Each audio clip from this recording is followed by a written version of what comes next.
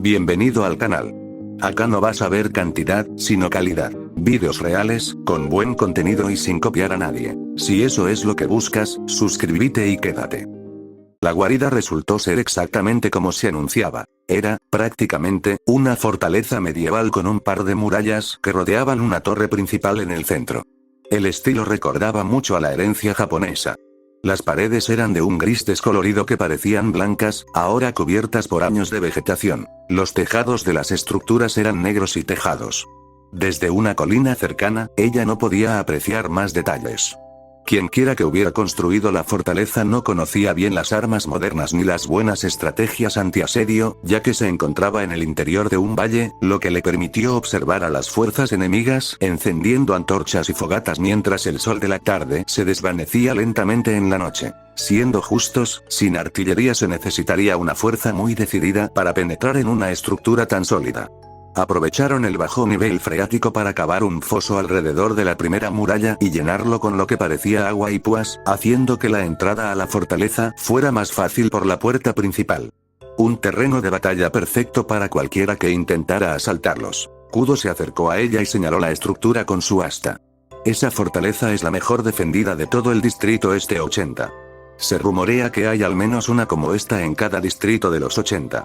Supuestamente pertenecían a los Shinigamis, quienes podrían haberlas usado para imponer su voluntad hasta aquí antes de rendirse después de los 60. Reajustó su asta y la apuntó hacia la puerta de la muralla exterior.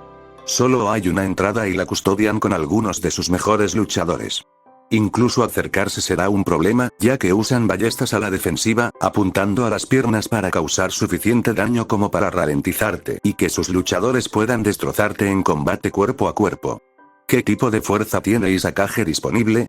Tenía curiosidad por saber qué traerían a esta pelea. Tenemos unos 200 hombres que saben pelear y otros 300 vagos que podrían ser útiles y, por supuesto, ese cañón pronunció la palabra cañón con desdén, mostrando de nuevo su falta de respeto por el arma. Era extraño ver a alguien mirar a la reina del campo de batalla, una auténtica maravilla como una pieza de artillería, con tanto desprecio.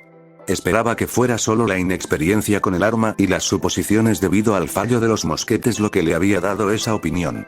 Ojalá no hubiera otro detalle en la lista de rarezas que hacen que este mundo funcione que hiciera que el cañón fuera mucho más defectuoso de lo que pensaba. Realmente necesitaba que este plan funcionara después de todo. ¿Cuántas fuerzas crees que tienen?, preguntó, frotándose la barbilla. Creemos que mantienen una guarnición de unos 150 hombres allí dentro en todo momento, con otros 100 hombres en campamentos más pequeños alrededor de la zona, lo que les permite atacar a cualquiera que intente asediar su fortaleza, explicó Kudo, dándole a Tanya una idea general de lo que debía hacerse. El ataque debía ser rápido, las murallas debían derrumbarse y los 150 hombres dentro debían morir antes de que las 100 fuerzas antiasedio intentaran atacarlos por el flanco e interferir en la operación.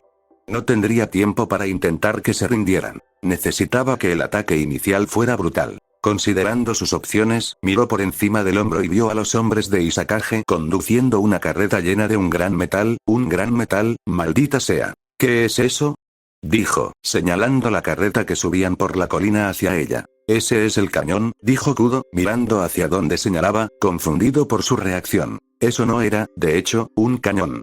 Era una bombarda. Hay una diferencia de 500 años entre ambos, reflexionó, molesta al darse cuenta de que se había precipitado en sus conclusiones sobre el tipo de artillería que tenían.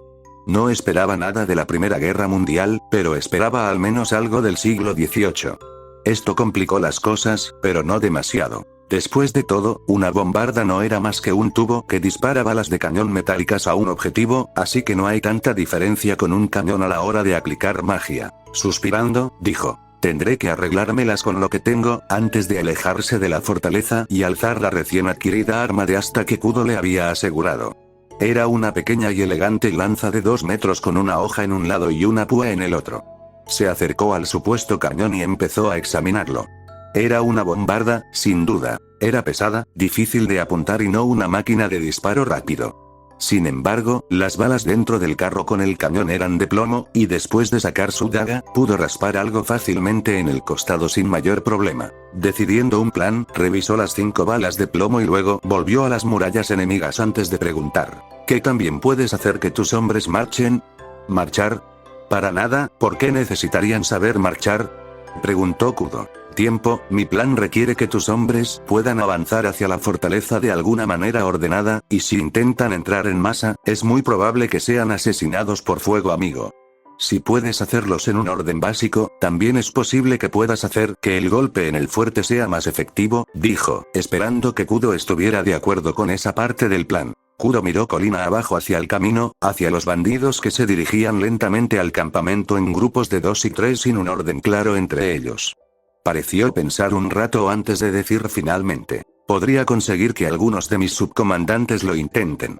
Los hombres no están acostumbrados. Son bastante individualistas y nunca he tenido que pensar mucho en entrenarlos para eso, así que no esperen milagros.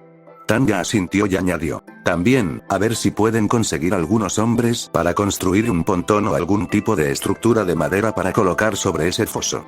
Kudo asintió antes de irse, mientras que ella, por otro lado, se volvió hacia el problema del cañón. Mirando a la dotación del cañón, puso toda la autoridad posible en su voz. Muy bien, monos de pólvora, ayúdenme a llevar este lanzaballetas gigante. Señaló una buena posición que permitía que el cañón dominara una zona a la izquierda de la caseta de vigilancia. La zona en cuestión no estaba particularmente bien protegida. La caseta de vigilancia estaba más enfocada en disparar a objetivos avanzados, y con un poco de suerte, quienes estaban dentro del edificio estarían demasiado conmocionados como para hacer algo al respecto. Con un encogimiento de hombros que la habría hecho ponerse en modo sargento de instrucción si estuvieran en el ejército imperial, la tripulación se puso a trabajar tirando y empujando la bombarda a su lugar, moviendo las 5 balas de plomo junto al cañón y la caja llena de pólvora que ordenó guardar a 20 yardas de distancia en una tienda de campaña. Caminó hacia las balas de plomo y se sentó junto a ellas sacando su daga. Los hechizos se componían de fórmulas matemáticas complejas y, normalmente, con un orbe, solo necesitabas ejecutar las fórmulas mentalmente mientras aplicabas la magia para tener un efecto en el mundo. Pero sin un orbe, las cosas se complicaban, como mínimo. Cuanto más complejo era ejecutarlo, más difícil era mantener la fórmula estable y asegurarse de que fluyera la cantidad adecuada de magia. Sin embargo, hay una forma de evitar este problema. Los magos llevaban mucho tiempo aplicando su arte en el mundo de Tanya, y algunas de sus historias le resultaban divertidas. Tomando su espada, comenzó a grabar la fórmula directamente en la munición de plomo. Claro que cualquier tipo de hechicería tiene sus inconvenientes. Si no se tenía cuidado de grabar la fórmula a fondo, se podían destruir piezas al disparar el cañón. En el mejor de los casos, esto significaba que no pasaba nada, pero en el peor, el cañón podía explotar. Por eso iba a pasar toda la noche asegurándose de que la escritura estuviera bien grabada con cada fórmula. Esperaba tener que encontrar una piedra de afilar para afilar su daga cuando terminara. Lo único bueno de un asedio. Los defensores a veces se confían demasiado y no consideran la amenaza externa como un problema real. Si lo hubieran hecho y hubieran hecho algo para atacar el campamento durante la noche, Tanya podría no haber terminado de tallar las fórmulas en la munición. Desafortunadamente, incluso sin problemas externos, al final, de las 5 balas de plomo que le habían dado, solo pudo tallar fórmulas en 3, ya que no tenía la capacidad mágica para las 5. Sin embargo, 3 eran mejor que nada y deberían ser suficientes para causar el daño necesario para entrar en el lugar. Afortunadamente, pudo dormir unas horas después de completar el proyecto, pero probablemente tendría que usar la mínima magia que le quedaba en una mejora mental para mantenerse despierta y concentrada. Saliendo de la tienda que había conseguido la noche anterior, se estiró y observó el campo de entrenamiento. Lo que vio haría llorar de vergüenza a cualquier sargento instructor del imperio. Estaban intentando aprender a marchar. Se esforzaban al máximo, pero la cantidad de colisiones indicaba que les faltaba mucho para lograr una simple marcha en línea recta. Negando con la cabeza, admitió que tendría que decirle a Kudo que se rindiera, aunque debían mantener un buen orden al entrar en la fortaleza.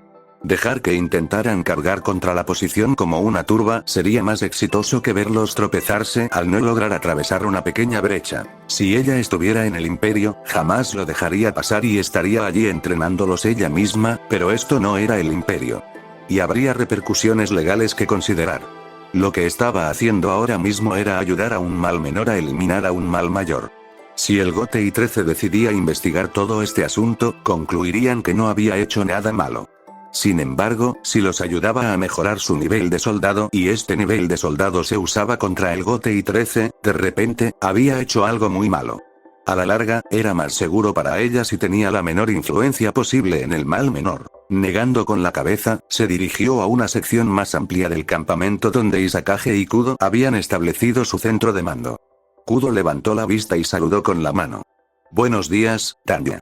Sabes, anoche pensé que la idea de marchar sería terrible y se convertiría en un desastre. Sin embargo, mis subcomandantes informan que los chicos se divierten intentando aprenderlo, al menos.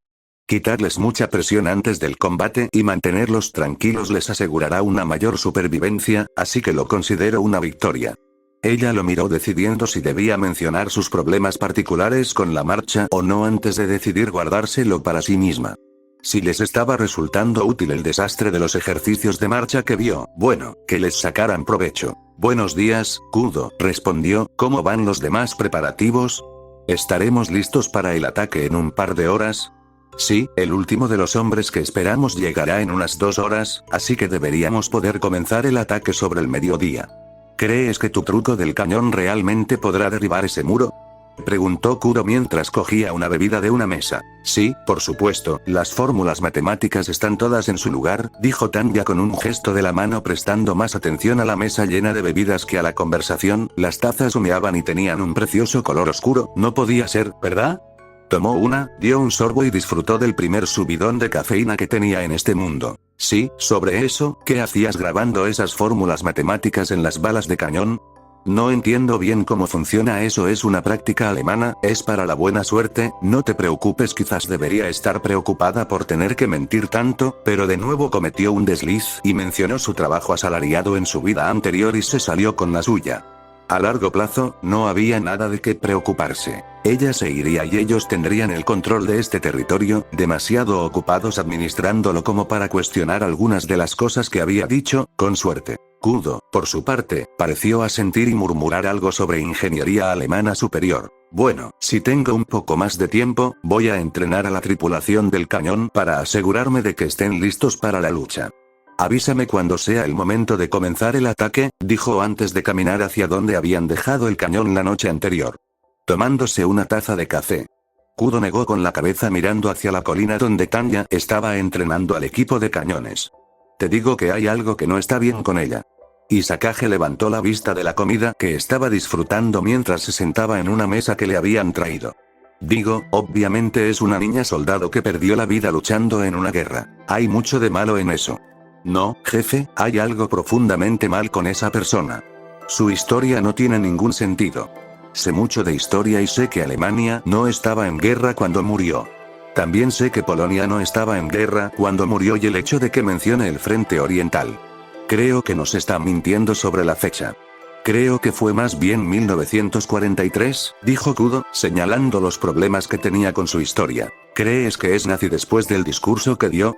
Preguntó Isakage, arqueando las cejas. No, la verdad es que no lo creo, pero no hace falta ser nazi para haber servido en el ejército alemán durante la guerra. Quizás los aprobaba tácitamente al principio, pero ahora les tiene tal resentimiento por lo que vio cerca del final, teorizó. Eso suponiendo que no pertenezca a un programa nazi de supersoldados. Demonios, quizá pertenezca a un programa austríaco de supersoldados. Austria, técnicamente, no existía mientras Alemania la controlaba, ofreció Isakage. Entiendo a dónde quieres llegar con eso, dijo Kudo, pero aún así, algo no cuadra con ella. Bueno, estoy de acuerdo en que hay algo raro en ella, pero en general me da igual. Quiere irse y, cuando nos ayuda a conseguir lo que queremos, no veo motivo para que siga aquí si nos da tantos dolores de cabeza, así que al final todo saldrá bien. ¿Qué demonios? Si de alguna manera ha conseguido sacar adelante ese plan de artillería, le daré lo más caro que encuentre en ese maldito castillo para asegurarme de que llegue a Central y no tengamos que volver a preocuparnos por ella, dijo Isakage antes de morder un gofre de su plato. ¿Qué es lo más caro que podrían tener unos bandidos asesinos? Preguntó Kudo con curiosidad. No lo sé, pero llevan aquí al menos un par de siglos y ese lugar solía ser propiedad de los segadores de almas, así que imagino que deben tener alguna joya ahí, dijo Isakage encogiéndose de hombros. Ese es un punto. Miró al sol y suspiró. Es casi mediodía. Creo que es hora de empezar a organizar el ataque. Mucha suerte, jefe. Intenta que no te maten en la carga. Lo mismo digo, Kudo. Dicho esto, Kudo se levantó y se estiró antes de subir la colina y dirigirse a la pieza de artillería para darle órdenes a la rubia. Tanya, es hora de empezar el espectáculo, gritó mientras se acercaba. La chica en cuestión, con los brazos en jarras, observaba a la tripulación mientras regañaba a uno de ellos por olvidarse de limpiar el tubo antes de disparar la bala imaginaria de práctica. Explicó exactamente cómo habría perdido el brazo, qué tan lejos llegaría y cuánta sangre perdería antes de que alguien pudiera hacer algo al respecto si lo hacía con fuego real. El artillero, mortificado, se disculpaba profusamente y juraba que no lo volvería a hacer, con el rostro algo pálido. Se giró y miró a Kudo antes de asentir y gritar. Muy bien, chicos, esto no es un simulacro. Preparen el cañón para la primera bala a la altura de los parámetros predeterminados para la primera pared. Vamos a derribarla y luego nos ocuparemos de la segunda pared y luego veremos qué pasa. La tripulación había sido entrenada para la eficiencia. Parecía que se pusieron manos a la obra de inmediato, ajustando el cañón a la altura correcta y preparando la carga. Él esperaba que lanzaran la bala de plomo por el cañón tan pronto como terminaran, pero algo extraño sucedió. Tanya puso su mano sobre la bola. Un momento después, los grabados que talló en la bola comenzaron a brillar con un azul claro, igual que sus ojos, que también habían comenzado a brillar. Al diablo, comenzó antes de que ella respondiera interrumpiéndolo. Matemáticas alemanas aplicadas con presión espiritual, no te preocupes por eso, antes de que ella sorbiera su café. La franqueza y la indiferencia sobre lo loco que sonaba eso lo llevaron a morderse la lengua, sin saber cómo responder a eso. Se suponía que era nueva en los usos de la presión espiritual. ¿Cómo había descubierto ya cómo aplicarla a través de las matemáticas alemanas? Sin mencionar que parecía realmente animada en este momento en comparación con cuando se conocieron por primera vez. ¿Era esto alguna necesidad de batalla que salía a la luz? Abajo, el Isakage estaba haciendo que los hombres se apilaran listos para correr cualquier brecha en el muro. Varios grupos llevaban puentes de madera destartalados que podían colocarse sobre el foso para no tener que preocuparse por caer en los pozos de púas de la perdición en los que se encontraban. Que empiece el espectáculo, dijo Tanya, tomando una antorcha y asegurándose de que su tripulación no estuviera frente a su cañón, a punto de ser reducida a una niebla roja, antes de colocar la antorcha contra el orificio en el extremo del cañón. Un momento después, un estruendo atronador hizo retroceder el cañón unos 30 centímetros. La bala de cañón se elevó sobre el valle y por un instante creyó que iba a fallar.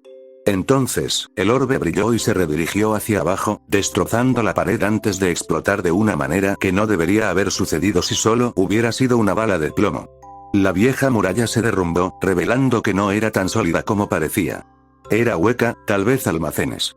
Fuera cual fuera su diseño, ahora se ponía a prueba al derrumbarse hacia adentro, creando un camino de escombros hacia el primer anillo de defensas. Están hechos para lucir impresionantes, pero no son tan defendibles contra la artillería. Eso es bueno. Me preocupaba tener que usar la segunda bala en la primera muralla, murmuró Tanya antes de dar la orden de que trajeran el cañón y lo reajustaran para la segunda muralla. Dio otro sorbo a su taza mientras la tripulación pasaba un minuto limpiando y recargando el arma, deteniéndose solo para tocar la munición, lo que hacía que brillara como la otra. Un momento después, el cañón volvió a retumbar, enviando una segunda bala de presión espiritual hacia arriba antes de redirigirse hacia abajo, impactando contra la segunda muralla y destruyéndola por los aires, al igual que la primera. Y ahora tenemos un camino despejado hacia la fortaleza principal, reflexionó la chica bajita mientras ordenaba que se cargara la tercera y última bala con marcas. Unos 100 hombres se habían reunido cerca de la primera brecha, preparándose para defenderla mientras Isakage y sus fuerzas tropezaban al intentar avanzar hacia la muralla destrozada, manteniendo los escudos en alto mientras las saetas de ballesta y otras municiones caían sobre ellos. Llegarían al foso en cualquier momento y podrían colocar los puentes. Entonces tendrían mucho trabajo con la fuerza en la muralla. Y hora de retirar la basura, murmuró la chica antes de disparar la tercera bala. Esta bala hizo algo diferente. Se elevó alto y se redirigió como la anterior hacia donde el enemigo se estaba reuniendo cerca de la primera muralla, pero explotó sobre sus cabezas, enviando fragmentos de metal a la compacta línea de hombres que se había formado allí. De los más de 150 que se habían reunido, quizás 25 seguían en pie, algunos intentaban levantarse, pero la mayoría parecía que no lo harían. Disparen esas últimas balas a voluntad, muchachos, dijo Tanya antes de coger su arma de asta y caminar hacia el puesto junto a Kudo. ¿Cómo puedes aplicar las matemáticas alemanas de esa manera? Le preguntó a la chica, con los ojos aún brillantes por alguna razón. Al mirarlo, ella dijo, es solo práctica. Antes de bajar la colina hacia donde Isakage y sus hombres habían abierto una brecha en la muralla, adentrándose en la fortaleza. Kudo sabía que debería haberla seguido también, pero finalmente descubrió qué le pasaba y se quedó atónito. Quizás no fuera nazi, pero fuera lo que fuese, sin duda formaba parte de alguna operación clandestina para ejercer presión espiritual en el mundo de los vivos. Era imposible que alguien normal se diera cuenta de eso con la suficiente rapidez como para aplicarlo de esa manera. Tanya caminó con cuidado sobre los cuerpos, intentando no tropezar con nada que antaño fuera un ser vivo. Una parte de ella odiaba estar de vuelta allí, matando y desperdiciando potencial humano para obtener ganancias a corto plazo. Pero logró justificarlo. En este mundo, la muerte significaba ser devuelto al mundo de los vivos. Ella liberó a estos bandidos de su mentalidad medieval y los envió a tener vidas más productivas a finales de los 70 u 80. Si pudieran recordar esta experiencia, probablemente se lo agradecerían. Negando con la cabeza, se adentró más, manteniendo su arma de asta lista. No planeaba luchar, pero si el señor de la guerra se dejaba matar, sospechaba que Kudo podría escatimar en el trato. La forma en que la miraba no le sentó bien. Pasando junto a un montón de hombres que gemían, se dirigió hacia la segunda muralla. Parecía que habían logrado defenderse, ya que había más cadáveres de sus aliados bandidos que de sus enemigos. Pero sus aliados se habían abierto paso y estaban usando un ariete improvisado en la puerta de madera de la fortaleza principal. Tanya escuchó el familiar tono profundo de Isakage y lo encontró supervisando a sus hombres trabajando para derribar la puerta. Tenía algunos cortes aquí y allá y estaba cubierto de sangre, probablemente no suya por su comportamiento. Isakage, me alegra verte bien, ¿con cuántos de estos tipos crees que te quedan para lidiar?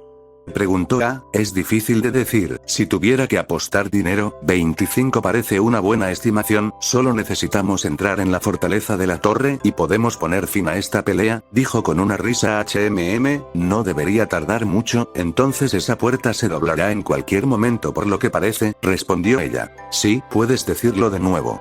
Esa puerta es tan vieja como el fuerte.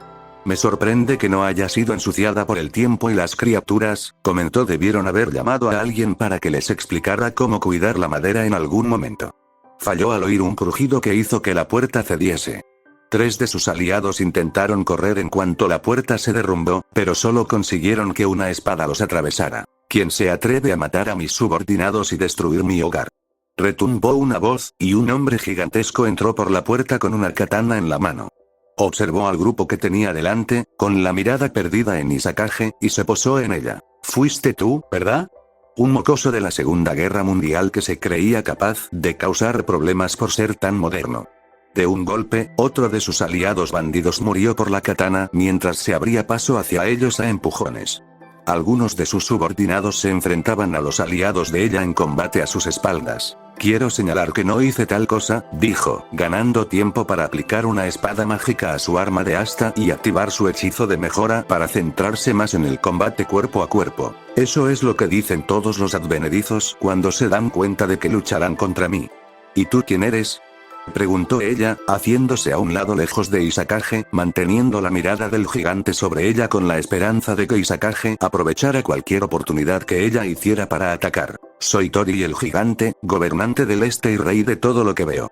Gran señor bandido que se cree rey, no hay forma de que se rinda entonces, pensó Tanya. Bueno, rey, me temo que las fuerzas revolucionarias han irrumpido en la capital y quieren que te destituyan del cargo. Entonces morirán.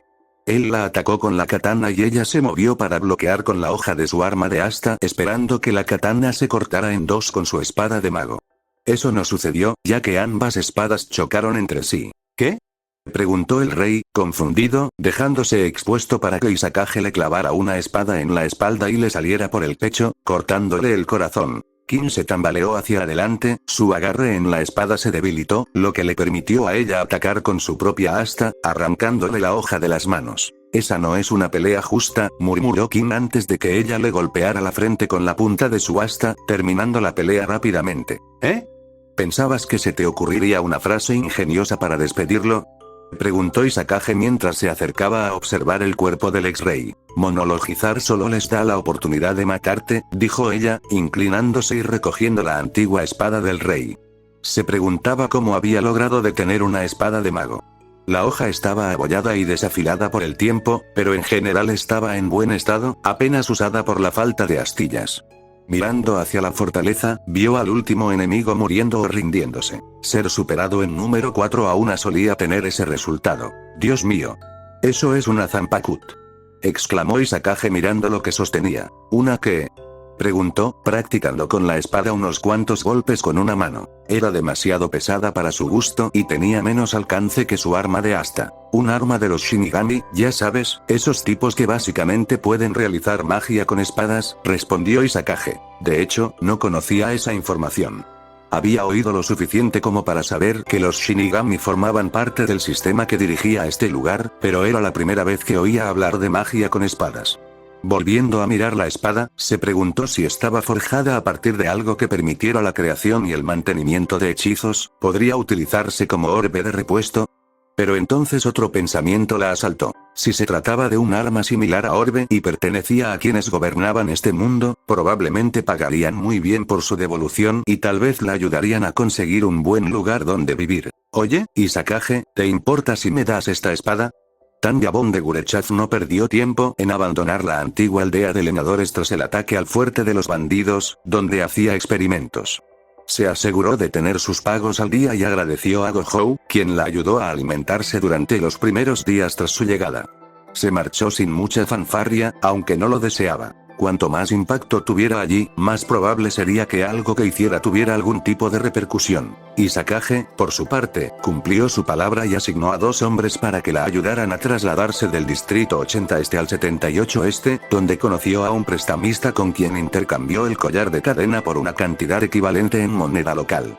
Pensándolo bien, lo más probable es que Isakage le hubiera dado el collar y la hubiera enviado a ese prestamista en particular con la esperanza de recuperarlo más adelante, pero ese no era su problema. El viaje completo entre los 2 distritos le llevaba aproximadamente una semana, de 6 a 8 horas diarias por carreteras que parecían no haber recibido mantenimiento en 500 años.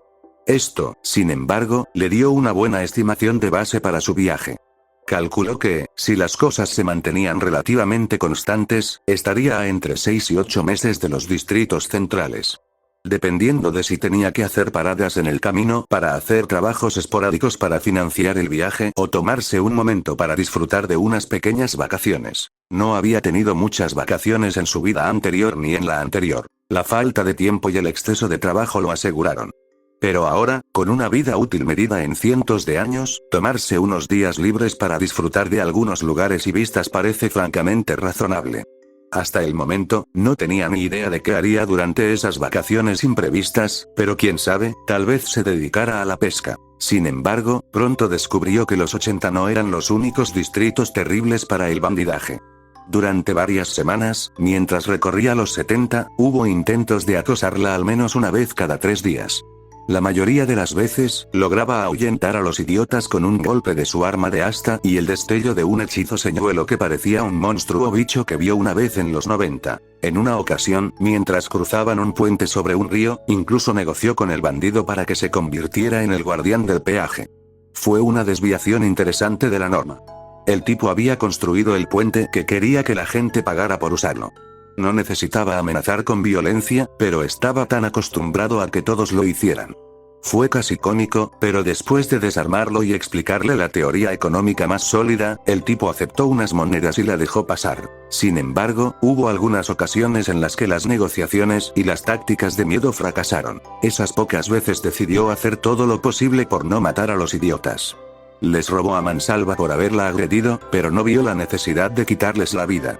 Fue interesante tener la oportunidad de tomar la decisión ella misma.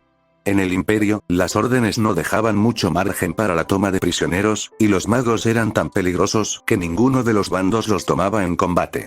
Los bandidos eran más débiles que ella, así que fue fácil apalearlos. Luego, simplemente los ató a un árbol. En el siguiente pueblo que encontrara, les diría a las fuerzas del orden locales dónde los había dejado y dejaría que se encargaran de ellos con la esperanza de que pudieran rescatar su potencial humano. Normalmente, serían un sheriff o algún tipo de fuerza policial local, una vez que el grupo local se autodenominaba milicia, pero ella aún no había visto a ninguno de los segadores de almas de mucho renombre. Esto había llevado a una gran devaluación mental de esta fuerza militar conocida como los Shinigami y la unidad política conocida como el Gotei 13. Obviamente habían abandonado los distritos exteriores por alguna razón, pero no parecía ser el sentimiento local lo que los ahuyentó. Lo que para ellas significaba que probablemente no tenían el poder ni la red logística para apoyar a las fuerzas en esta zona. Tal vez se debía a la infraestructura medieval de la que parecía depender este mundo. Si tuvieran algunas máquinas de vapor y una vía férrea, probablemente podrían apoyar operaciones hasta los años 80, siempre que tuvieran una buena fuerza reaccionaria. Reflexionó una noche. Aparte de esos incidentes en los que se topó con bandidos o pasó un par de días agradables en un pueblo, la mayor parte de su viaje fue una caminata repetitiva de 6 a 8 horas, para montar y desmontar campamentos y experimentar con la Zanpakuth. La espada fue un hallazgo interesante, como mínimo, intentar usarla como orbe no había salido tan bien como se esperaba. La mayoría de los hechizos de mago no parecían hacer mucho. La energía espiritual con la que se topó nunca se solidificó en un hechizo adecuado. Sin embargo, la Zanpakuth se adaptó a la espada mágica como una nueva capa de aceite. La hoja parecía absorber la energía espiritual con facilidad. Y, con la espada mágica unida a la espada, funcionaba bastante bien como un hacha de leña improvisada, así que continuó su entrenamiento de presión espiritual todas las noches con la cosa, asegurándose de tener una buena reserva de madera para una fogata. Fue alrededor de una semana en este entrenamiento que comenzó a notar algo extraño que le sucedía a la espada, el brillo opaco que una vez tuvo parecía estar volviéndose más brillante, las abolladuras en la hoja parecían menos notables y había comenzado a tener más curvatura. El mango de la hoja se encogió gradualmente. Aún se podían usar dos manos, pero ya no era tan grande como cuando la obtuvo por primera vez y ahora podía usarla con una mano más fácilmente. Era interesante observar el progreso, y teorizar sobre él era un buen pasatiempo nocturno. Hasta entonces, suponía que estas espadas estaban hechas de algún material espiritual, y que al aplicarles presión o energía espiritual, la hoja se transformaba para adaptarse mejor a los usos de quien las usaba. Se preguntaba cuánto cambiaría la espada para adaptarse a sus necesidades, pero sospechaba que no sería un cambio demasiado grande. Dudaba que pudiera transformarse en algo como esas antiguas espadas de oficiales japoneses de la Segunda Guerra Mundial, que básicamente se colocaban sobre una pistola. Le preocupaba que este proceso fuera irreversible y la acarreara problemas con los segadores de almas cuando finalmente los conociera. Sin embargo, descartó esa idea. Era imposible que esta espada no hubiera sido moldeada por la energía espiritual del antiguo rey bandido de los 80. Debía de tenerla al menos un par de siglos después de que la guarida controlara los 80. Así que lo más probable era que el proceso fuera reversible y no fuera algo de lo que preocuparse. Sin embargo, por si acaso ocurría algo más, se resistía a usar la espada en las peleas en las que se vio envuelta, en lugar de confiar en su arma de asta. Dejaba la brillante espada colgando de una correa de su cinturón durante esos combates. Los ataques contra ella no cesaron hasta que llegó a los 60. Parecía haber menos bandidaje, y cuando finalmente se topó con uno, gritó al verla y salió corriendo. Sin saber a qué se debía, decidió detenerse en el siguiente pueblo para ver si había alguna noticia interesante y quizás comprar algunas provisiones. Por unas pocas monedas pudo conseguir una buena taza de té. Hubiera preferido café, pero al parecer era una rareza que solo los futuros señores de la guerra parecían poder conseguir. Si no quería una vida tranquila, podría considerar la vida de señor de la guerra. La abstinencia de cafeína ya era bastante molesta, así que podría merecer la pena. El pueblo en cuestión era muy similar al que había dejado, solo que menos maderero y más agrícola y de víveres. Uno pensaría que con el precio de la comida tan bajo no habría cabida para pueblos con economías basadas en la comida, pero claro, las pocas personas con alta presión espiritual probablemente pagaban buen dinero por tomates y cosas así para romper con la dieta. No diría que era rico, pero sí próspero. Las casas parecían limpias, los negocios no parecían descuidados y la gente no vestía harapos. Lo cual era bueno, porque probablemente tendría que contratar a un sastre antes de irse del pueblo para que le arreglara el uniforme, ya que un mes de viaje tendía a desgastar la ropa. Aún no estaba tan mal, pero las perneras deshilachadas, los daños en los brazos por abrirse paso entre la maleza y otros pequeños cortes se acumularían con el tiempo si no tenía cuidado. No quería acabar en los distritos centrales con el aspecto de una indigente. Daría una pésima primera impresión a cualquier posible empleador que encontrara allí. Mientras disfrutaba del té, se sentó en un restaurante local, atenta a cualquier rumor. Oyó una historia disparatada sobre un monstruo de ojos brillantes que atacaba y devoraba las almas de sus enemigos. Mitos típicos de pueblo y cuentos de terror para mantener a los niños dentro por la noche. Pero aparte de eso, no había ninguna noticia local que atrajera su atención. Estaba a punto de hacerle una señal a una de las camareras para que pidiera algo más sustancioso que un té cuando la mujer que había supuesto dueña del restaurante se acercó a su mesa. Era una mujer mayor con un costoso vestido de estilo japonés. Y parecía alguien que no debería tener ningún interés en hablar con ella hasta el momento en que las palabras salieron de su boca.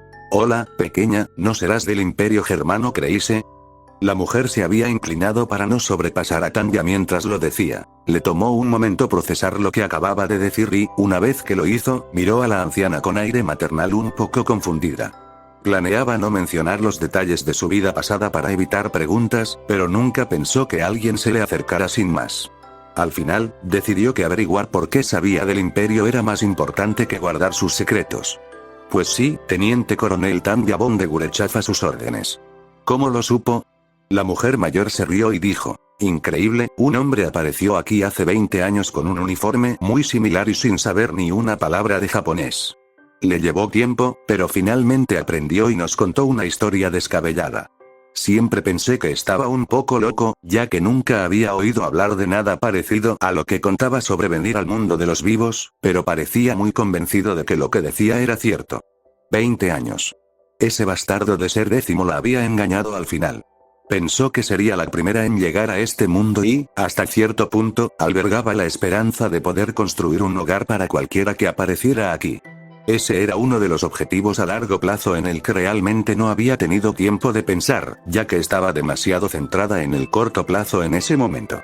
Pero ahora ese plan se había visto gravemente afectado si los miembros de su último mundo ya habían estado apareciendo hace 20 años.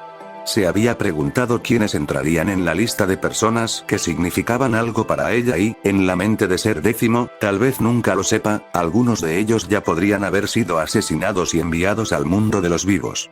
Con ese pensamiento, se puso de pie y preguntó, ¿este hombre que apareció hace 20 años, qué le pasó?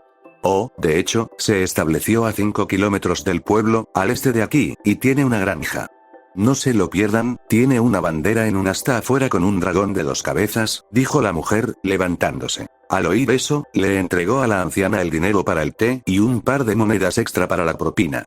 Gracias por la información, dijo, y luego se fue a ver a este misterioso miembro de su pasado. Encontrar la granja fue realmente un asunto trivial con la bandera imperial ondeando con tanto orgullo. Quizás debería haber preguntado más antes de salir del restaurante, pero la curiosidad por saber quién había aparecido 20 años antes que ella la abrumó. Hasta cierto punto, quienquiera que apareciera en este mundo era su responsabilidad. Si no hubieran interactuado con ella, no habrían llamado la atención de Ser Décimo, así que averiguar si estaban bien era lo responsable. La granja era, como era de esperar, una casa de estilo japonés, y finalmente empezaba a preguntarse por qué todo era japonés. ¿Era este el único más allá o los más allá eran asuntos regionales? Si no fuera por el hecho de que su alma era originaria de Japón, se preguntaría por qué no terminó en el más allá alemán. Ser Décimo debió de haber decidido arrojarla a esta región particular del más allá. Y el hecho de que se hubiera topado con alguien en un camino directo a los distritos centrales desde donde había partido tendía a indicar que también la había colocado allí. Eso implicaría que Ser Décimo no se apegaba estrictamente al trato. Claro que no la estaba fastidiando, pero parecía que al menos había preparado unas cuantas fichas de dominó para pagar dividendos posteriores. La insinuación era molesta, como mínimo, pero con suerte, preparar unas fichas de dominó era todo lo que había hecho y no iba a aparecerse ante ella. Recordó el momento en que se acercó a la puerta principal de la granja y la golpeó con fuerza. Solo iba a averiguar quién estaba allí actuando. Esperó unos instantes y entonces la puerta se abrió, revelando a un hombre alto, de unos 50 y tantos años, con el pelo corto y oscuro y una barba que no reconoció. Hasta que el hombre entrecerró los ojos como si su vista no fuera tan buena como antes de sacar unas gafas y ponérselas. ¿General de brigada Lergen?, preguntó, finalmente identificándolo. Lergen la miró un momento, luego le cerró la puerta en las narices. Se sorprendió al ver a Erich von Lergen. Había esperado a su equipo de mando de los 203 magos aéreos, o tal vez a alguien de su equipo de mando del Kampfgruppe Salamander, pero claro, Lergen había sido uno de sus aliados más cercanos en el Estado Mayor, y lo oyó hablar a favor de su incursión en la capital rusa, Moscú, durante los primeros días del Frente Oriental. Solían tener una buena relación de trabajo, pero si esa era una línea mínima para que Ser Décimo los dejara en este mundo, había mucha gente con la que había mantenido buenas relaciones a lo largo de los años. Se oía una conversación al otro lado de la puerta. No pudo entender mucho, pero sonaba como si Lergen estuviera hablando en japonés con una mujer. Momentos después, la puerta se abrió de nuevo y una mujer de cabello castaño, de unos 30 y tantos, apareció a la vista. «Hola, pequeña, ¿y quién eres?». Con un tic en el ojo ante el comentario, saludó bruscamente con la esperanza de indicarle a la mujer que estaba allí por asuntos oficiales. Teniente Coronel Tanya von de Gurechav, comandante del Kampfgruppe Salamander y del Batallón Imperial de Magos Aéreos 203. Señora, estoy aquí para ver a una vieja colega. ¿Y usted no es una de las amigas de mi hija que la ayuda a meterse con su querido y viejo padre?, preguntó la mujer. Señora, no tengo idea de quién es su hija, aunque me gustaría felicitar a Lergen por su progenie. Lergen finalmente regresó a la vista. ¿Entonces usted es real y no yo finalmente perdiendo la cabeza?, preguntó en alemán. Si usted perdió la cabeza, entonces me temo que su esposa también ha perdido la suya, y supongo que nunca educó a su hija en su lengua materna lo suficientemente bien como para que pudiera enseñarle a algún doble al azar, respondió ella del mismo modo. Ja, sí, Cayo, te presento a Tanya, el as de ases. Espera, ¿quieres decir que es real?, dijo Cayo, sorprendida, mirando a Tanya con un poco de miedo. Sí. Quizá quieras reservar un lugar para una extra esta noche. No puedo ver a un viejo camarada de guerra sin ofrecerle algo de comer. Le abrió la puerta, permitiéndole entrar. Gracias, general de brigada, pero no quisiera abusar de su hospitalidad, dijo ella, tomándose un momento para quitarse las botas para no arrastrar tierra a su casa y dejando el arma de asta contra la pared, fuera de la puerta. Tonterías, para empezar, no he sido general de brigada en casi 3 décadas. Ahora solo soy granjero, así que olvídalo. Erich está bien. Además, han pasado casi 40 años desde la última vez que nos vimos. Quiero saber qué has estado haciendo durante ese tiempo. Piensa en el pago de la comida por saberlo, dijo Lergen, guiándolo hacia el amplio salón comedor, con una mesa en el centro para comer y un escritorio en la esquina que parecía tener papeles apilados en grandes pilas. La casa era muy tradicional japonesa, pero esta habitación tenía más influencias del estilo europeo, con buenas sillas alrededor de la mesa. Se sentó frente a él, sacó la espada del cinturón y la apoyó sobre la mesa antes de decir, me temo que no hay mucho que contar. Aparecí en este mundo hace apenas un mes. ¿Y qué fue lo primero que hiciste?, preguntó Lergen con ironía. Me defendí de un par de bandidos, dijo con naturalidad. ¿Y así fue como conseguiste esa Zanpakuh?, dijo señalando la espada. Oh, no, la conseguí después de ayudar a desmantelar un campamento de bandidos, respondió ella encogiéndose de hombros. Lergen le dedicó una risita desconcertada antes de decir, no has cambiado nada. A ver si adivino, vas a la central. Sí, pensé que sería un buen lugar para encontrar trabajo para alguien con mis habilidades, dijo, notando que Cayo la miraba con cierta sorpresa mientras preparaba bebidas y comidas. Seguro que sí. Por lo que he oído, los segadores de almas suelen ser muy selectivos con sus elecciones, pero estoy segura de que podrías tener éxito entre ellos, dijo Lergen. Tanya arqueó una ceja. Nunca había pensado mucho en unirse al grupo, pero la sugerencia merecía ser considerada. Preferiría encontrar un trabajo seguro de oficina, pero si existía la opción de unirse a la organización que dirigía este mundo, Lergen la había guiado bien a lo largo de los años. Le advirtió sobre Dacia antes de que entraran en la guerra. Quizás sabía algo que ella desconocía y le estaba indicando que se fijara en los segadores de almas. Una idea para más adelante que tendría que analizar con más detalle cuando tuviera más información. Bueno, no sé qué pasará, pero me alegra tener a alguien que me dé una pista de confianza. Lo que me recuerda una pregunta. ¿Has visto a alguien más del Imperio?, preguntó. No, eres la primera persona que apareció de mi antigua vida. Diablos, cuando llegué por primera vez y descubrí cómo funcionaba la muerte, pensé que nunca volvería a ver a nadie de mi antigua vida, especialmente porque estaba segura de que no estaba en la otra vida que me correspondía, dijo Lergen. Oh, ¿qué te hace pensar eso?, dijo preguntándose si finalmente tendría a alguien con quien hablar sobre Ser Décimo sin sonar como una loca. Bueno, para empezar, nadie habla de cosas que serían comunes si el mundo de los vivos fuera nuestro mundo, pero para el otro, estoy 90% segura de que cuando los estadounidenses lanzaron esa arma nuclear mágica sobre Berún, abrieron un agujero en la realidad. Tanya se quedó allí sentada parpadeando por un momento. Espera, ¿qué? Ah, claro, estabas muerta por eso. Los estadounidenses construyeron un arma que podía destruir ciudades y la lanzaron sobre la capital, poniendo fin a la guerra un par de años después de tu muerte. Tanya miró por una ventana cercana y negó con la cabeza antes de decir finalmente: bueno, me perdí mucho entonces. ¿Qué pasó después de morir? Lergen se encogió de hombros y luego comenzó: bueno, recuperaron tu cuerpo y te ofrecieron un funeral de estado. Nadie sabía qué hacer contigo después de eso hasta que las monjas que te criaron ofrecieron una solución, así que terminaste enterrada en una tumba en la iglesia donde creciste. La guerra continuó como siempre, aparecieron más enemigos y finalmente nos agotaron y nos invadieron. No esperaba ese giro de los acontecimientos, pero supuso que las monjas solo querían su cuerpo para ganar dinero de los veteranos de guerra a cambio de turistas. En cierto modo, lo aprobaba. Al final, su cadáver putrefacto servía para ganar dinero y ayudar a los huérfanos a tener una vida mejor. Si se pregunta qué pasó con su mando, el Salamander Kampfgruppe fue finalmente desmantelado y las unidades fueron reasignadas a otros mandos con la esperanza de que su entrenamiento se contagiara. El 203 volvió a ser una fuerza de reacción rápida. Durante el primer año logró algunos milagros, pero nunca logró reponer las tropas perdidas a un ritmo adecuado. Algunos de sus comandantes también fueron reasignados con el paso del tiempo. Si mal no recuerdo, su antiguo comandante de la 2a compañía, Weiss, lideraba al 203 en la defensa de la ciudad fronteriza que había quedado aislada cuando el reino de Ildoa se unió a la guerra. Resistieron un par de semanas, pero perdimos las comunicaciones justo antes de que Berún se convirtiera en humo.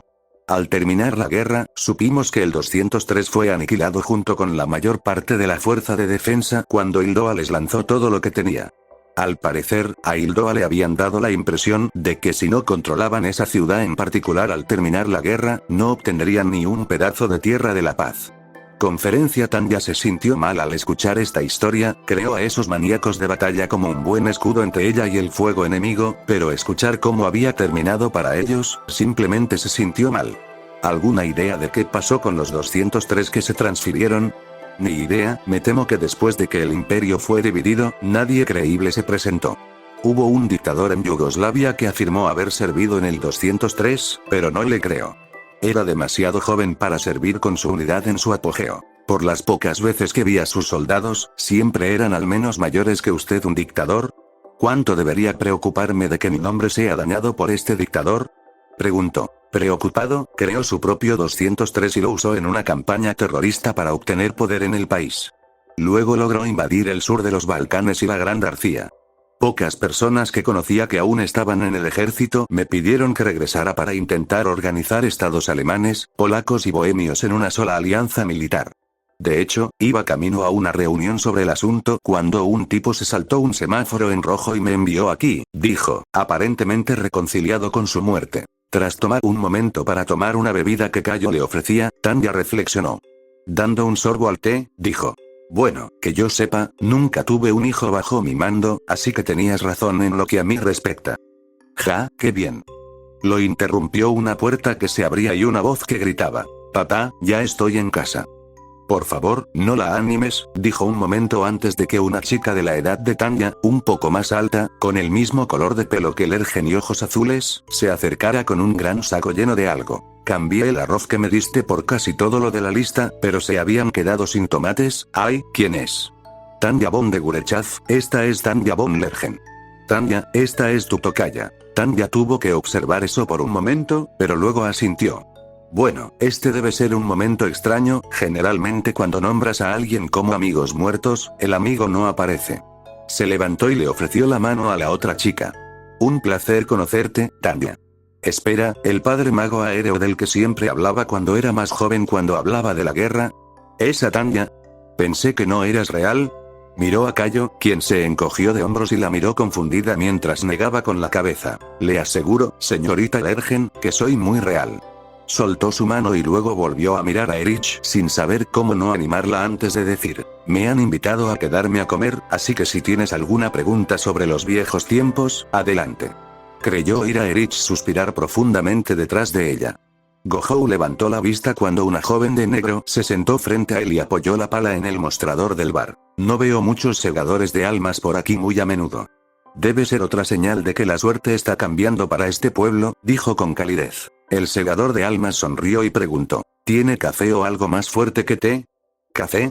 Me temo que solo tenemos varias formas de alcohol, si eso le complace, señorita.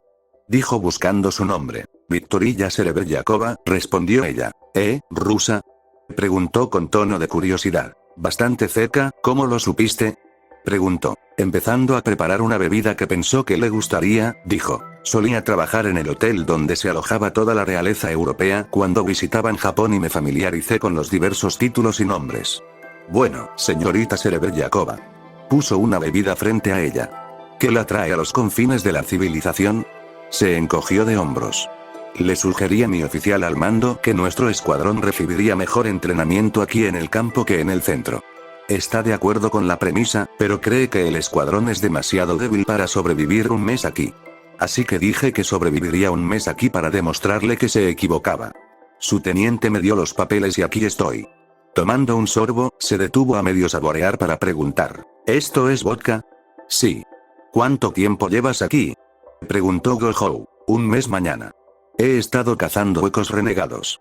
Sin embargo, solo encontré 2. Francamente, esperaba ser atacado por bandidos más, todo lo que se escucha en el centro es que los 80 están llenos de ataques de bandidos. Ah, sí, puedes agradecerle a nuestro otro amuleto de buena suerte por eso. Vino aquí hace un mes y solucionó nuestros problemas con los bandidos para el futuro previsible, e incluso ahuyentó a un hueco con su presión espiritual. Oh, bueno, eso es bueno, sigue en la ciudad. Quizás le gustaría que la reclutaran. Dijo antes de tomar un gran trago de vodka. Oh, la señorita von de Gurechav se fue unos días después de resolver todo el problema de los bandidos. Serebryakova se atragantó con su bebida por la sorpresa. Cuando finalmente dejó de toser, preguntó, ¿acabas de decir von de Gurechav? ¿Su nombre de pila era Tanya? Bueno, supongo que ese era su nombre completo, ¿una amiga tuya? Sí, dijo a dónde iba. Preguntó Serebryakova. Oh, sí, dejó bastante claro a dónde iba, aunque saberlo no te servirá de mucho.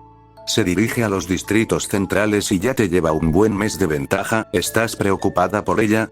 Serebryakova pareció tranquilizarse después de escuchar el destino de Tanya. No estoy preocupada por ella, hemos pasado por mucho y sé que puede arreglársela sola.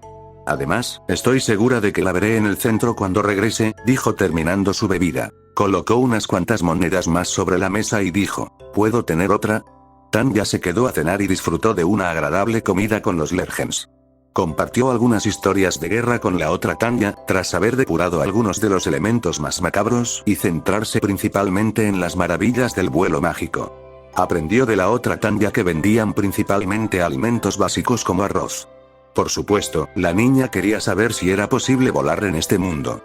Tanya dejó el tema de lado diciendo la verdad. Aún no había probado sus habilidades de vuelo. Durante las animadas conversaciones, se enteró de que su esposa, Kayo, había sido quien sugirió usar su nombre.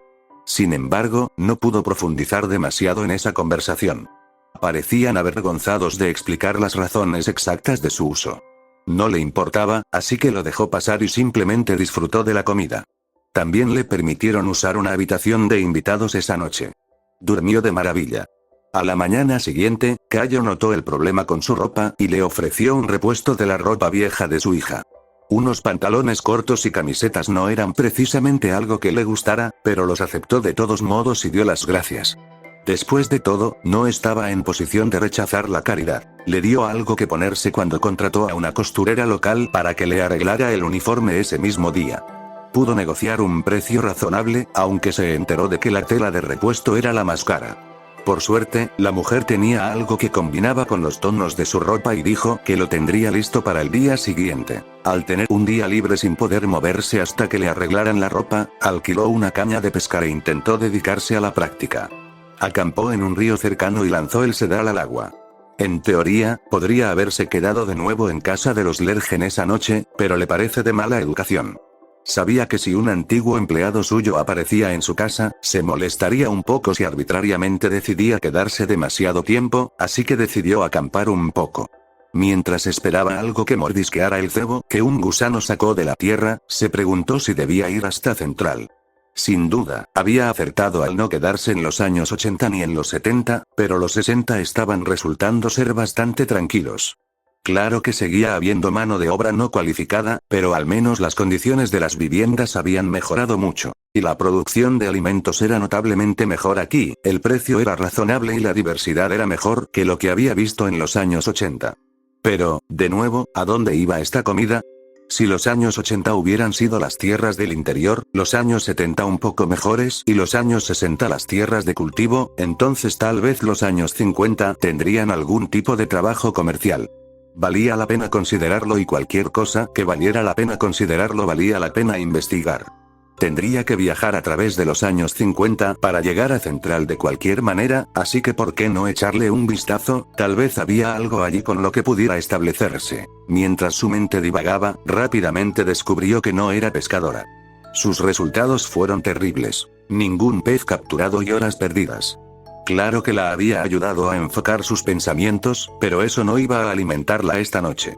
Finalmente, cerca del final, simplemente decidió practicar un poco de hechicería.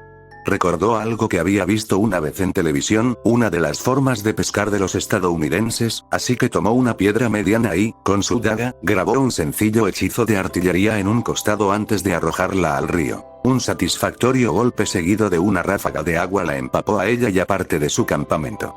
El éxito de esta forma de pesca en particular valía mucho más la pena. Solo tomó una piedra y una pequeña cantidad de energía espiritual, y encontró 5 peces enteros intactos. Comparado con su fracaso anterior, no iba a gastar dinero en alquilar una caña de pescar pronto. Comió bien esa noche y a la mañana siguiente, devolvió la caña antes de recoger su uniforme.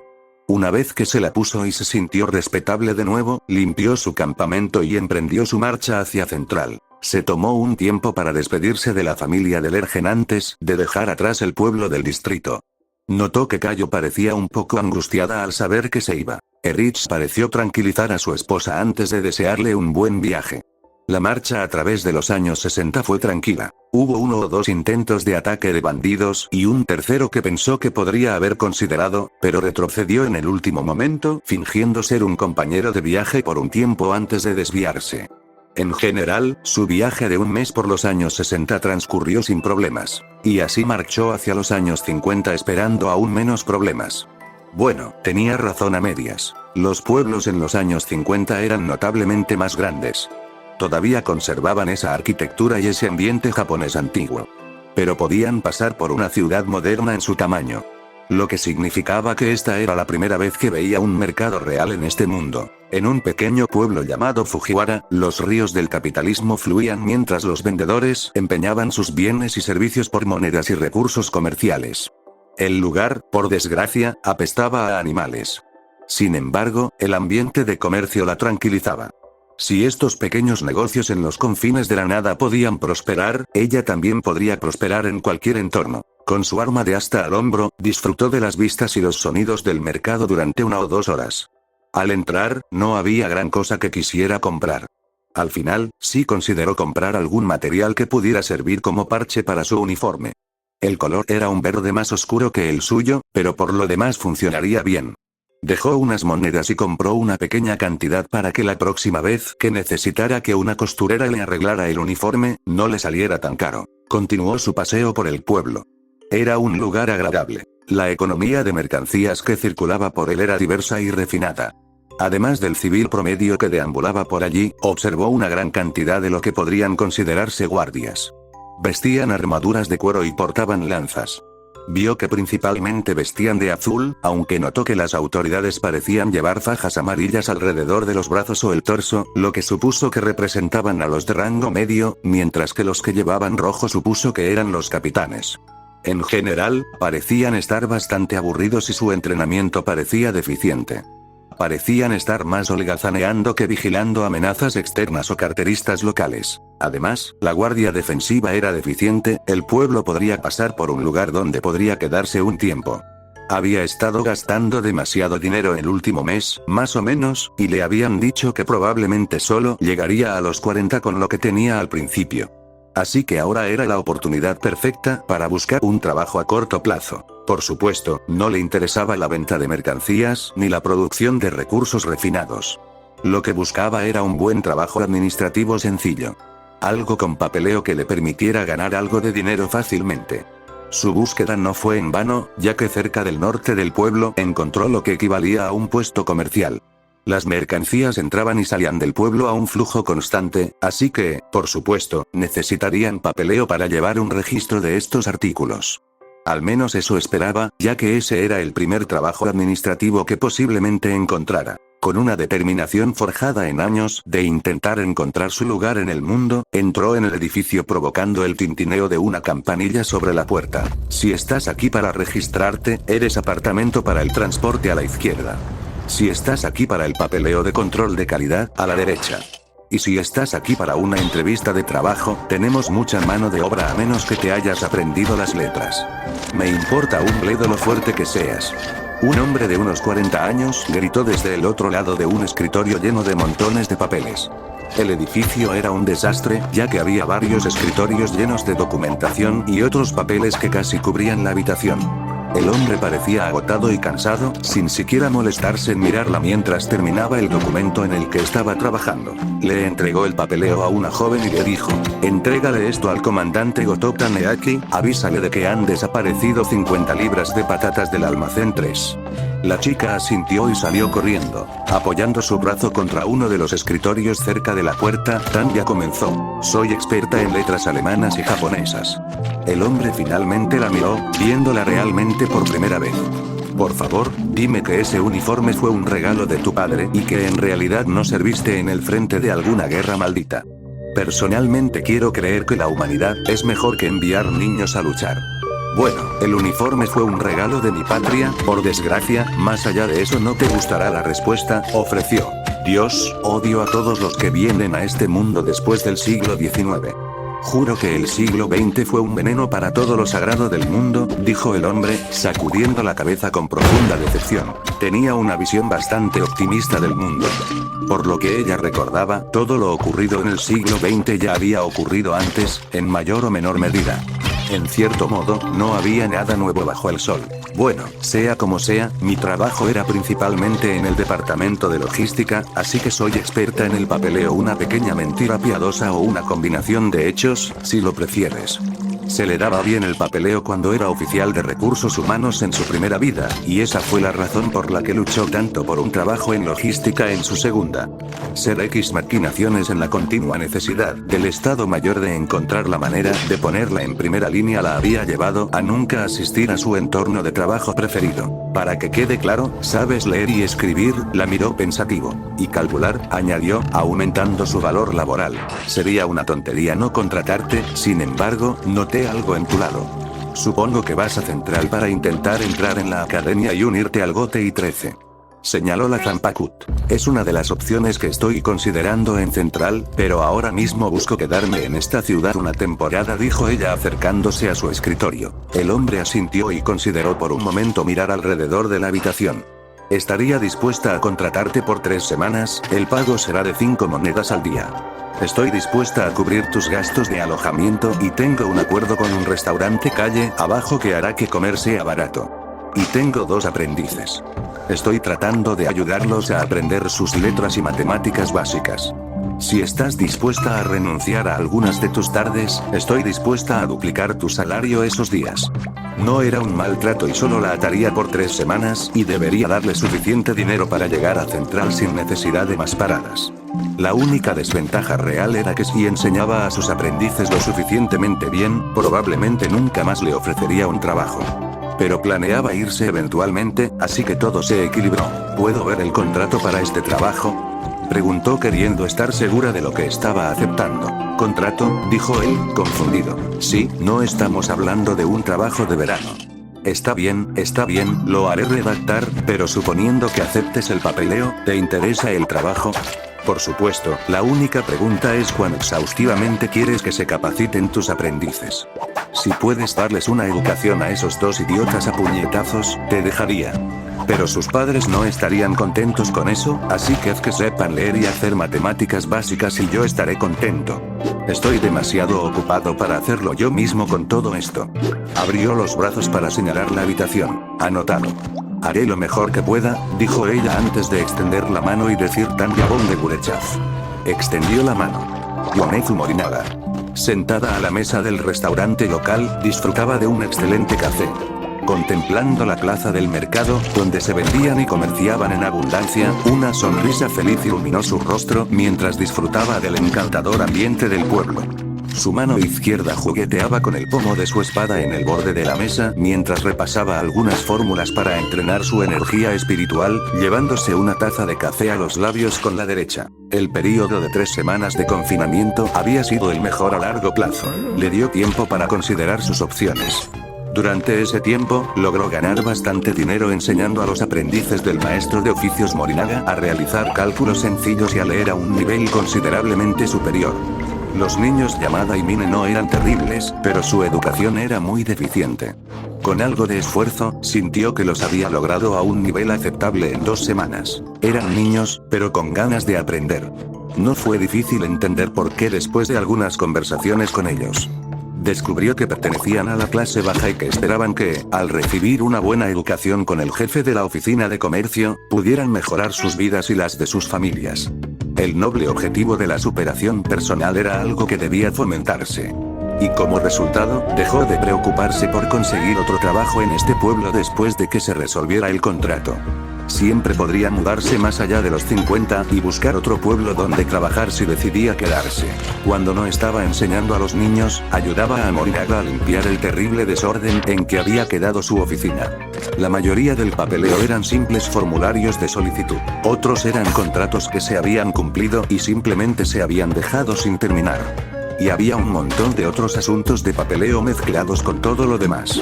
Con un poco de esfuerzo y trabajo duro, ordenó todos los papeles en categorías y luego los archivó en el escritorio donde pertenecían.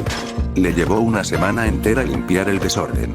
Al final, la oficina tenía un aspecto presentable y no parecía que hubiera vivido allí un acaparador. Morinaga estaba relativamente satisfecha con su producción y le dio una bonificación. Esta bonificación, por supuesto, se destinó a financiar su hábito cafetero. El restaurante donde consiguió una comida relativamente barata era uno de los pocos lugares en el distrito 50 que tenía un contrato para café. Y fue gracias a este contrato que pudo averiguar de dónde provenía el café. Al parecer, provenía de los distritos del sur de los 50 y se vendía principalmente en los mercados del centro.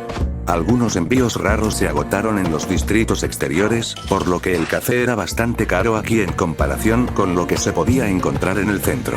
Curiosa, preguntó a algunos de los contactos que había forjado desde su llegada al pueblo si existían fuentes de chocolate y descubrió que provenían de los años 50 del oeste. Era raro que algo así llegara al este. Una situación lamentable, pero no un problema insalvable. Hasta entonces, su tiempo en el pueblo le había proporcionado mucha más información sobre este mundo que la mayoría de sus viajes. Entendía el funcionamiento del sistema comercial y sabía que había trabajos relativamente cómodos. Y aunque los guardias parecían vagos e incompetentes, cumplían con su trabajo, pues desde su llegada no había presenciado ningún delito grave. Quizá un intento de robo por parte de un niño, pero los guardias lo atraparon y le devolvieron los objetos robados. Si quería, podría ganarse la vida allí. El precio de un apartamento no era excesivo. El precio de la comida se cubría fácilmente con su salario. Tenía acceso a café, seguridad y un hogar. Eso era todo lo que necesitaba para una jubilación exitosa. Aunque no había encontrado muchas comodidades modernas, pensó que podría intentar impulsar la creación de algunos artículos. Si trabajaba duro y conseguía capital de inversión, estaba segura de que podría iniciar un programa de modernización. Diablos. Su esperanza de vida se medía en siglos. La mayor parte de lo que ella consideraba tecnología moderna se había creado en 200 años. Ese lapso existía cuando nadie sabía si lo que estaban desarrollando funcionaría. Ella tendría la ventaja de saber qué funcionaría y qué no. Claro que no tenía los conocimientos técnicos para construir los artículos en cuestión. Pero con la cantidad de gente que muere cada año, estaba segura de que encontraría a alguien con esos conocimientos, y solo necesitaría el capital para empezar la construcción. Podría construir una pequeña ciudad tecnológica allí, con suficiente esfuerzo, produciendo tecnología moderna para este mundo medieval. Y esa idea era muy agradable, pero para lograrlo necesitaría reunir dinero e influencia. Así que necesitaría tener más contactos que solo la oficina del maestro de comercio y el dueño del restaurante local.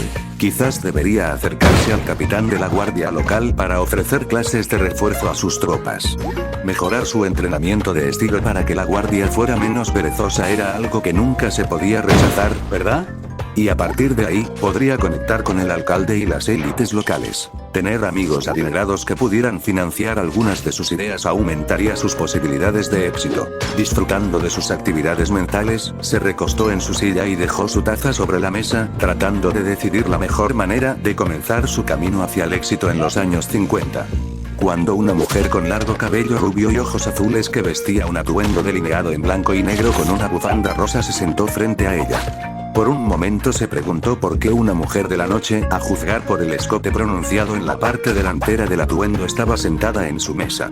Eso fue hasta que habló. Oye, rubia, tienes una zampacut genial, dijo la mujer cepillando su cabello hacia un lado para enmarcar mejor su rostro. Sus ojos se movieron de donde habían estado mirando hacia el costado de la extraña mujer y se dio cuenta de que una espada sobresalía de detrás de ella, donde había estado atada a su espalda. También tienes una gran cantidad de presión espiritual filtrándose para solo un plus, especialmente alguien que parece tan joven como tú. ¿Cuántos años tienes?, preguntó con un tono inquisitivo. Le tomó un instante, pero ese instante fue todo lo que necesitó para empezar a encajar todas las piezas. La mujer sentada frente a ella no era una mujer común y corriente. Por fin había encontrado a uno de los escurridizos segadores de almas, o mejor dicho, uno de los escurridizos segadores de almas la había encontrado a ella. La teniente Ranjiku Matsumoto deseaba estar de vuelta en la central, disfrutando de una noche de fiesta con una buena copa. O al menos manteniendo al capitán Isshin Shiba al día con su papeleo y sin descuidarlo. Odiaba el papeleo tanto como cualquiera, pero al menos lo terminaba a tiempo. Sin embargo, eso no era lo que tenía que hacer hoy. Había habido informes de Hoyous en la zona este de los 50. Un Hoyoru invadiendo la sociedad de almas ya era bastante malo, pero más de uno, invadiendo hasta los 50. Era un desastre en ciernes. Y los Hoyous anormales no solían invadir tan profundamente y nunca en grupos organizados. Claro que pasa, pero solo cuando alguien con una energía espiritual elevada se filtraba como un colador. Bueno, fuera lo que fuera que los hubiera atraído, ella estaba allí para limpiar el desastre antes de que se convirtiera en un problema. Una chica del 13O también estaba asignada a esta operación, pero quería terminar con esto antes de llegar. Cuanto antes purificaran a los Hoyous, antes podría celebrar con una copa. Caminaba por el mercado local, mirando la ropa, cuando se vio obligada a detenerse en seco. Alguien estaba filtrando energía espiritual a la atmósfera del mercado. Al seguirla, encontró una cantidad bastante grande que parecía filtrarse del restaurante cercano. Este fue un giro inesperado en su investigación, así que se acercó para ver qué idiota de los escuadrones de la corte estaba convirtiendo este pueblo en cebo para Hoyous. Al abrir la puerta, miró a su alrededor, sin encontrar a nadie más con el Shyakush negro de Gotei. Con la vista cansada, se dejó guiar por la energía y encontró a una adolescente jugando con una zampakut en una mano y bebiendo café en la otra.